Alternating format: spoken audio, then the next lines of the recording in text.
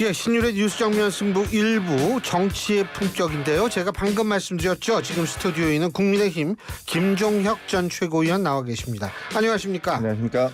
야, 근데 뭐 요새는 있잖아요. 자고 일어나면 이슈가 바뀌어가지고 야, 이게 뭐가 뭔지 모르겠어요.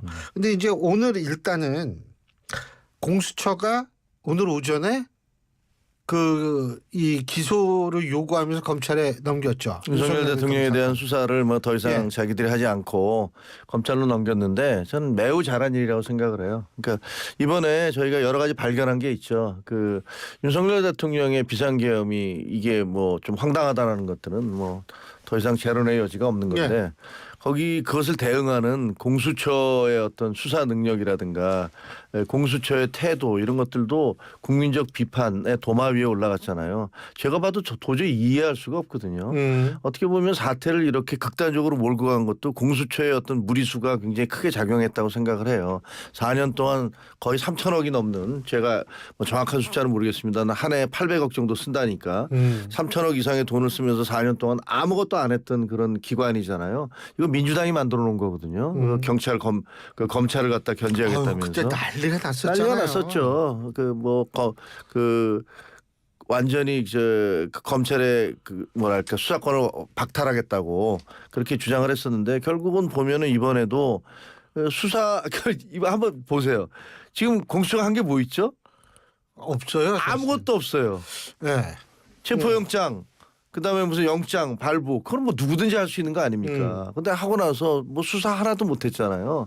그리고 결국은 공권력과 공권력이 충돌하는 사태까지 이제 몰고 왔는데 이것도 제가 보기에는 지금 공수처가 너무 서두르고 자기들의 공을 과시하려는 그런 것들 때문에 그런 불행한 사태가 벌어졌다고 생각하는데요.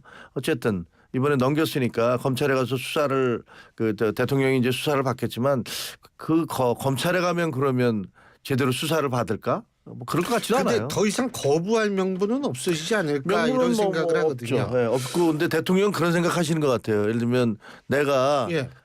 검찰은 내 친정이기 때문에 상당히 나한테 우호적이거나 예. 내가 검찰을 좀 뭐랄까 좀 쉽게 다룰 수 있을 것이다 이런 생각을 하시는 게 아닌가 싶어요. 근데 사실은 저는 진짜 프로페셔널한 사람들이 바로 검찰인데 그게 그렇게 윤석열 대통령이 설령 그렇게 생각한다 그래도 그게 뜻대로 풀릴까 이런 생각은 못 하는데 지금 5시 20분에 다시 시작한다 그러고 헌법재판소의 심리 과정이 계속 시작이 되는데 그렇습니다.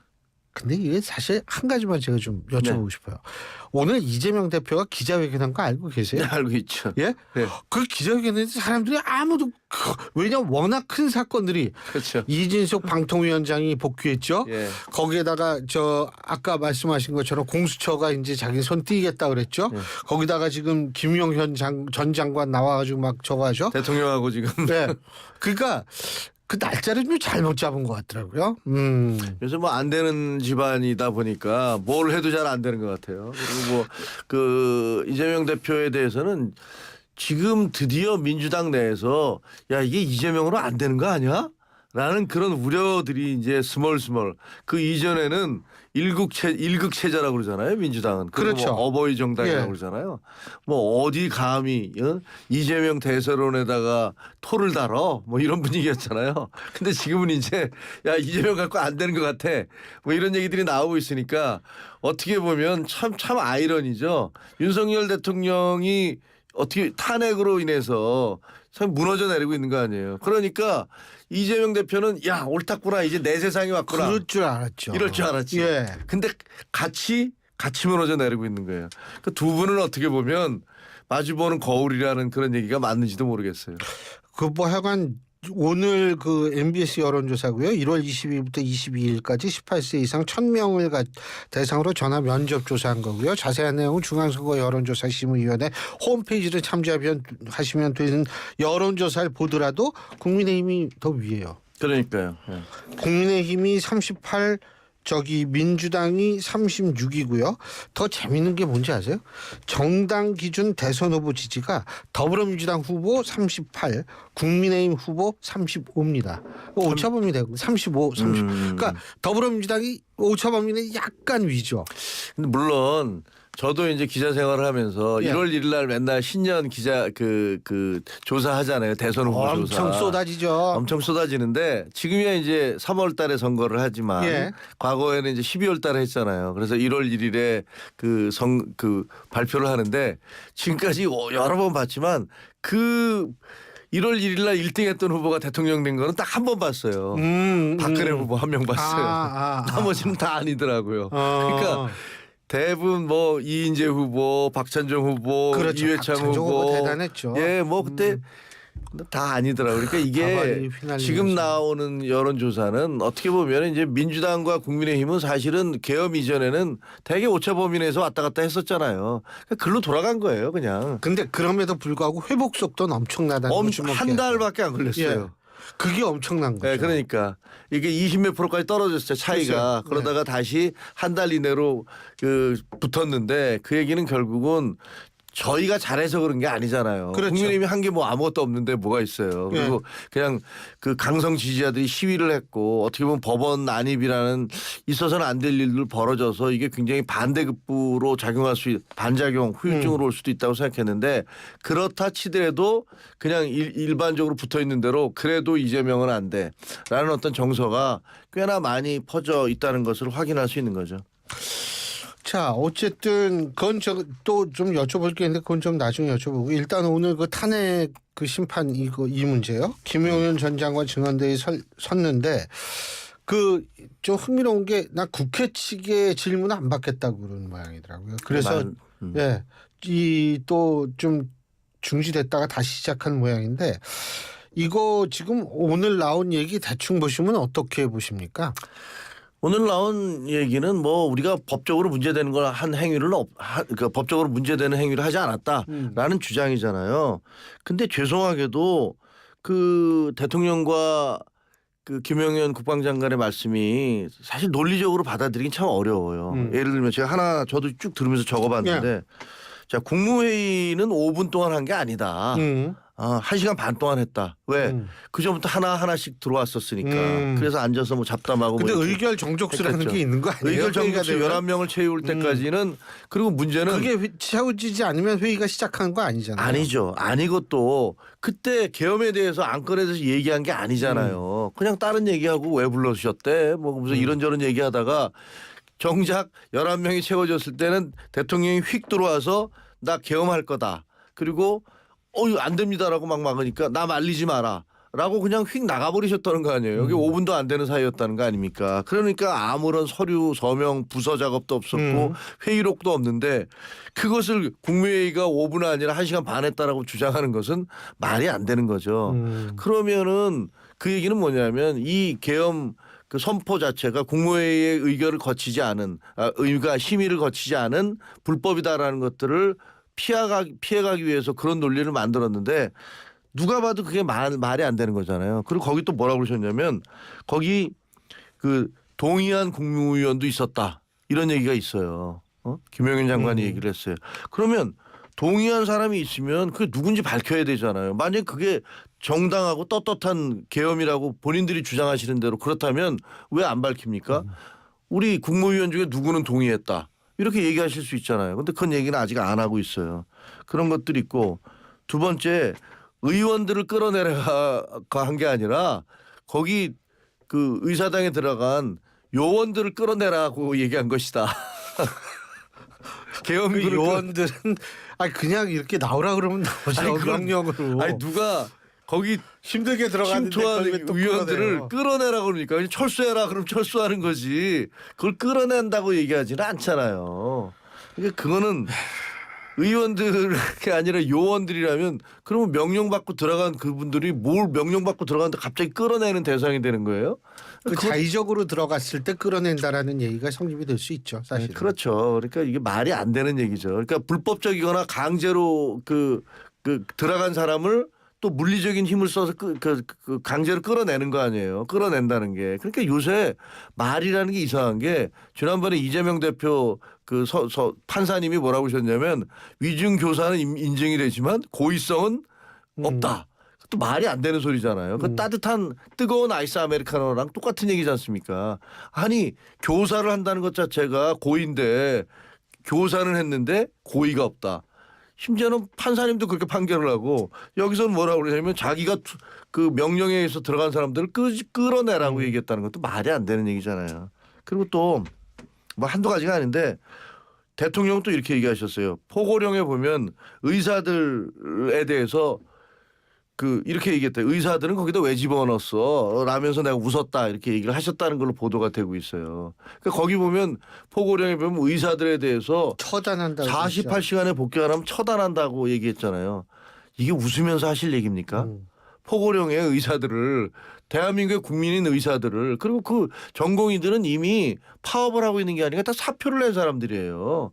근데 파업을 하고 있는 전공의들은 48시간 내에 복귀 안 하면 처단한다라고 얘기를 했지 않습니까? 그 자체가 말이 안 되는 얘기예요. 근데 대통령이 그걸 보면서 이 의사들을 왜 넣었냐고 웃었다는 건 이게 별게 아니다라는 것들을 이렇게 강조하시기 위해서 내가 그거 심각한 거 아니었어 라고 얘기하시는 것 같은데 정작 제가 의사라면 이게 무슨 소리야. 나를 끌어다가 그 48시간 내로 병원에 복귀 안 하면 처단한다고 그랬는데 그게 장난이었다는 얘기야? 이런 식이 더 불쾌할 것 같아요. 그리고 이게 뭐 여러 가지가 있는데 결론적으로는 이거예요. 우리는 그 논리를 조합해 보면 실패하기 위해서 계엄을 했다. 이런 얘기잖아요. 내가 꼭 성공시키려는 게 아니야. 이게 뭐 얼마나 지속할 수 있었겠어요. 내가 그냥 경고만 하려고 그 야당과 그 종북 세력에 반국가 세력에 경고만 하기 위해서 계엄을 한 거야라고 얘기하는데 자 이게 헬기로 군대를 동원해서 그렇죠. 국회 본청 유리창을 깨고 들어왔는데 경고를 위해서 그렇다 할 수단이 많거든요 대통령은. 그러다 보니까 젊은 사람들 사이에서는 계엄이 계몽이다. 이런 얘기까지 돌고 있잖아요. 계몽령이라는 계몽을 해주기 위해서 계엄을 했다. 근데 이 젊은 분들은 사실은 과거에 80년대의 계엄이라는 것이 얼마나 끔찍한 사태를 불러왔고 대한민국의 정치사에 그리고 대한민국 국민들에게 얼마나 씻을 수 없는 상처를 줬는지를 잘 모르는 거예요. 그때는 뭐 태어나지 않았을 테니까. 무시무시한 일이 이 계엄인데 그거를 이렇게 계엄은 계몽이야. 이런 식으로 농담처럼 얘기하는 건 이건 정말 말이 안 되는 얘기고요. 종북 세력과 야당 때문에 내가 못 견뎌서 계엄을 했다. 그럼 진짜 딱 한마디로 말이 안 되는 게 그러면 한동훈은 거기다 왜 집어넣습니까? 한동훈이 종북 세력입니까? 한동훈이 그렇죠. 야당입니까? 그러니까 이게 참 얘기 나오는 게 그리고 이제 다른 사람들의 진술하고 좀 너무 대통령이 얘기가 좀 다르니까 좀 그런데 어쨌든 이 부정선거 얘기도 계속 나오는 것 같고요. 네. 이 부분에 대해서도 사실 대통령이기 때문에 이 부분에 대해서도 충분히 뭐 증거를 갖고 얘기를 하거나 이런 왜냐하면 모든 정보는 대통령한테 가는 거 아닙니까? 그렇습니다. 대한민국에서. 예, 그렇습니다. 그러니까 좀 그렇게 돼야 되는 것 아닌가 이런 좀 안타까움도 있어요. 부정선거는 정말 어떻게 보면 이제 지금 시위에 나서는 분들이 전부 다 대부분이 그런 생각하잖아요. 부정선거를 저질러서 쟤들이 권력을 뺏어갔다. 그러니까 이것은 옳지 않으니까 내가 나서서 싸워야 된다. 예. 이런 사명감, 애국심 이런 걸 갖고 계세요. 그런 분들이 많더라고요. 근데 제가 경험한 바로는 저도 출마를 했었잖아요. 제가 알고 있는 바로는 이 부정선거 주장은 말이 안 되는 거거든요. 단적으로 자 제일 많이 얘기되는 게 그거지 않습니까? 사전투표. 그게 문제가 된다라고 얘기하잖아요. 작년에 4월 10일 날 총선이 있었어요. 근데 대통령은 4월 5일 날 부산에서 사전투표 하셨어요. 여사님도 사전투표 하셨던 걸로 알고 있어요. 그때 우리 당에서는 후보자들 모두에게 사전에 사전투표를 하고 그다음에 그걸 찍어서 조직국에다 다 인증샷을 보내라고 요구를 했어요. 아니 사전 투표가 부정 투표라고 생각을 하면 대통령은 왜 사전 투표를 하셨습니까? 그리고 왜 당에서는 인증샷을 올려서 조직국으로 다 모든 후보들에게 하고 주변에서 그런 걸 물어보면 괜찮다고 다 말씀드려라. 우리가 다 점검해봤다. 아무 문제가 없다. 이렇게 얘기를 했단 말이에요. 그게 말이 됩니까? 그러면서 부정선거라고 얘기를 해요. 대통령은 선관위는 헌법기관이라서 수사 영역이 미치지 못해서 그래서 내가 군대를 보냈다라고 얘기하시잖아요. 그게 사실입니까? 윤석열 대통령이 집권하고 있는 2년 6개월 동안 160차례의 압수수색이 있었어요. 160몇 차례예요. 중앙선관위와 지방선관위에 160여 차례 압수수색이 있었다고 보도가 나오고 있어요. 무슨 선관위가 헌법기관이라서 수사를 못해요.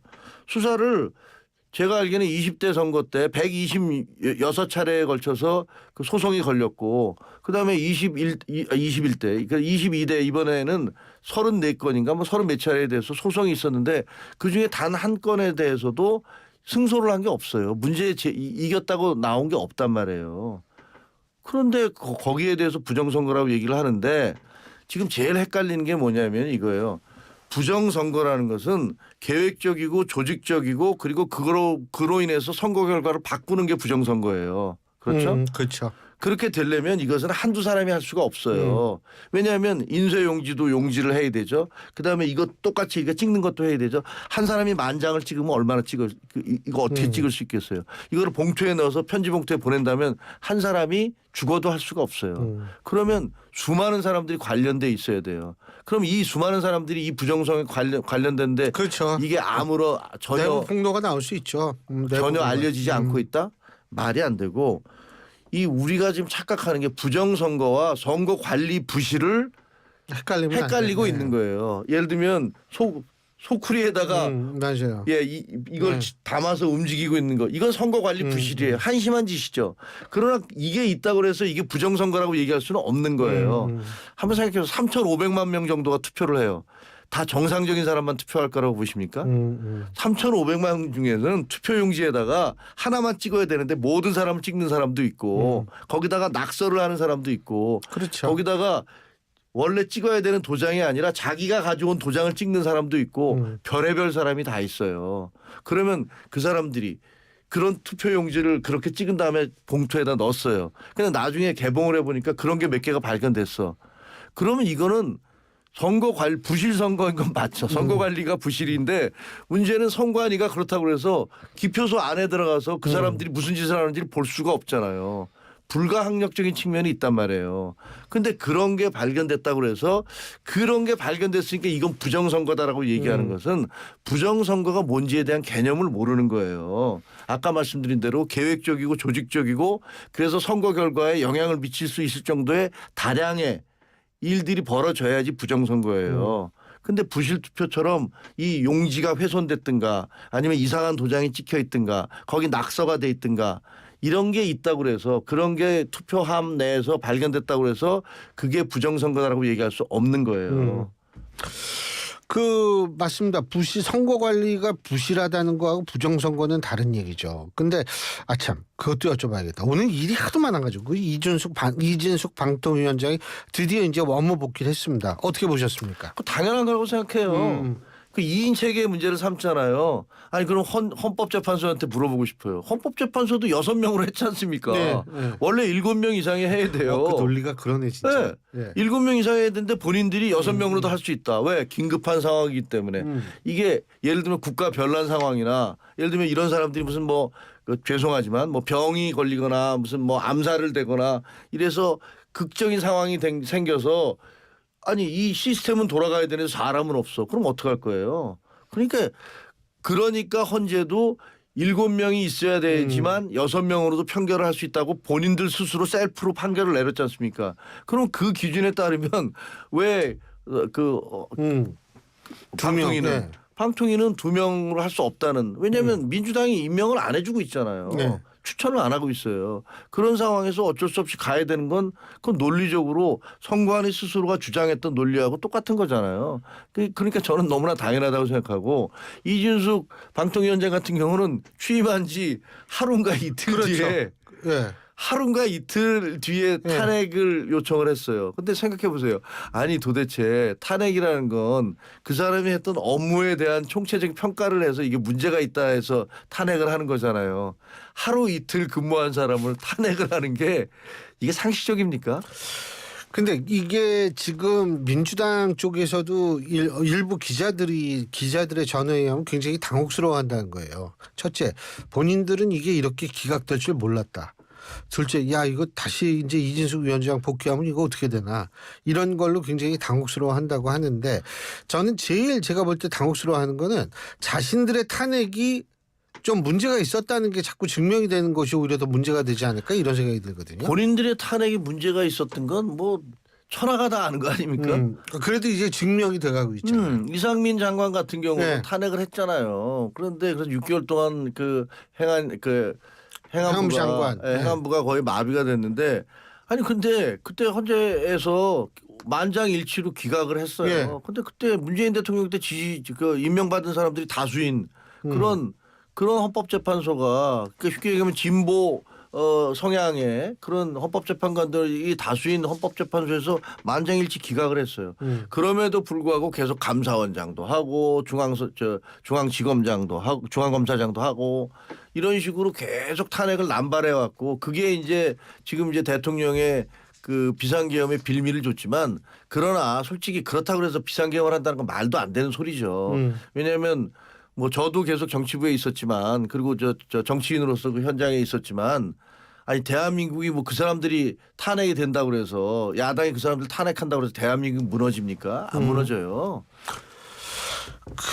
그래서 어쨌든 지금 아마 좀 당황스러울 것 같은데 오늘 아까 말씀드린 NBS 조사를 보면 차기 대통령 적합도가 이재명 대표가 28%, 김문수 장관이 14%, 홍준표 시장이 7%, 오세훈 시장, 한동훈 시장 두 분이 동률 6% 이렇게 됩니다. 네. 자, 첫째 김문수 장관.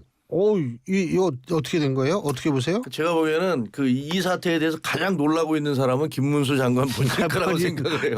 야, 이게 도대체 뭐야? 어떻게 된 거냐 이게? 이게 뭐지 도대체 나 아무것도 안 했는데 예. 한 게 있죠. 딱 하나 계신데 그때 일어나서 사과하세요. 그냥 앉아 있었죠. 계엄에 대해서 일어나서 사과하세요 했는데 본인이 내가 왜 일어나? 그리고 딱 앉아 계셨어요. 그 이제 저도 뭐 김문수 장관님 그 개인적인 친분이 꽤 있습니다만 그분 되게 청렴하시잖아요, 사실. 개인적 청렴하고 임대 아파트 좌파 사시고. 원칙주의자였다가 이제 지금 우파 우파 원칙주의자로 원칙주의자로 가신 분이에요. 네. 그러니까 굉장히 뭐 사람이라는 게 자기의 어떤 원칙대로 사는 사람은 아름다운 거잖아요. 뭐 그런 측면이 있는 건 분명합니다. 근데 본인도 굉장히 놀라고 계실 거예요. 근데 이거는 어떻게 봐야 되냐면요. 윤석열 대통령이 지금 굉장히 무너져 내리고 있으니까 무너져 내리고 있는 윤석열 대통령에 대해서 사람들이 그래 이제 저 사람이 저렇게 무너져 내리고 있구나. 그런데 그 이재명 대표 당신은 뭐 나? 이런 생각이 드는 거죠. 아니 당신도 말이야 그 여러 개의 재판을 받고 있고 범죄 혐의를 받고 있잖아. 근데 당신은 윤석열 대통령은 저 비상계엄을 하고 탄핵을 당해서 이제 무너져 내린다 치자. 그러면 당신은 그 틈을 이용해서 당신이 대통령 되겠다고 그 기승을 부리면서 예를 들면 뭐 점령군처럼 행동해. 나 그 꼴은 못 보겠어. 그런 거 아니에요. 그런 생각들이 다 뭉쳐서 반 이재명 반 민주당 이렇게 가고 있는 거거든요. 거기다가 이제 계엄 사태 이후에 민주당이 여러 가지 헛발질을 했잖아요. 뭐 카톡을 계엄을 한다. 카톡을 들여다본다. 들여다본다. 뭐 민주 파출소를 하겠다. 그리고 무슨 뭐 여론조사에 대해서 그 여론조사 기관을 뭐 자기들이 뭐 살펴보겠다. 심지어는 이제 이번에는 또 자기에 해당한 선거법 위반에 허위사실 공표 그 부분을 위헌 심판 제청하겠다. 뭐 이런 것들을 계속하니까 사람들이 보기에 참 말 안 된다라고 생각이 들고 근데 그 이쪽에서 보수의 원톱이었던 그 한동훈 대표는 지금 물러나 있잖아요. 예. 그리고 사람들이 생각해 그분 이제 정치하는 거야 안 하는 거야 뭐 이렇게 뭐 갸웃갸웃하고 있는 거고 그러니까 제일 강하게 싸웠던 그러니까 윤석열 대통령과 그 비슷한 쪽에 가까이 쪽에 있는 사람들로 보면 그 사람들부터 지지도가 높은 거예요. 아까 김문수, 홍준표, 오세훈, 근데 그다음에 한동훈. 근데 오세훈과 한동훈은 뭐 비슷비슷하니까 그 얘기는 결국은 이분들이 자력으로 뜬 게 아니라 그냥 이쪽에 대한 증오감 이것에 대한 반사로 이렇게 올라가고 있다는 거죠. 근데 그 어제 저희가 유승민 전 원내대표하고도 인터뷰를 했는데 그분도 뭐 이거 내 꿈이다 난 나간다 이랬거든요. 아, 그러세요? 홍준표 시장 미국 가기 전에 거의 나간다고 얘기를 했죠. 이미 뭐 한참 전에 나갔다고 했죠. 오세훈 시장도 뭐 이제 더 이상 뭐 고민한데 이런 표현 안 하고 거의 나갈 것 같다는 한동훈 대표도 움직여야 되는 거 아니에요 그러면? 뭐 한동훈 대표가 본인이 판단을 하겠죠 그거는. 근데 뭐 지금 국가적으로 이렇게 어떻게 보면 대통령과 그 헌법재판소에서 저렇게 심판이 이루어지고 있고 또 수사가 계속 진행되고 있는데 지금 뭐 여당에 있는 정치인들이 이렇게 막 나서겠다고 뭐 출마하겠다고 나서는 게 별로 좋아 보이지는 않아요.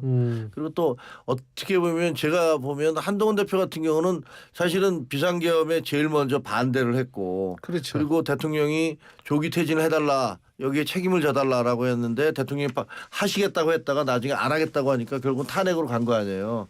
그러니까 그런 입장에서는 사실은 좀 뭐 마음도 좀 아플 거예요. 그런 인간적인 측면도 있을 것이고 하지만 그렇다고 해서 본인이 국민에 대한 어떤 원칙이라든가 이런 것들을 꺾을 수는 없는 거니까 지금 아마 이런 사태를 그냥 지켜보면서 침잠하고 있는 거라고 생각을 하지만 뭐 오래 가겠습니까? 뭐 이제 설 지나면 어떤 식으로 뭐 메시지가 나오지 않을까 싶은 생각은 듭니다.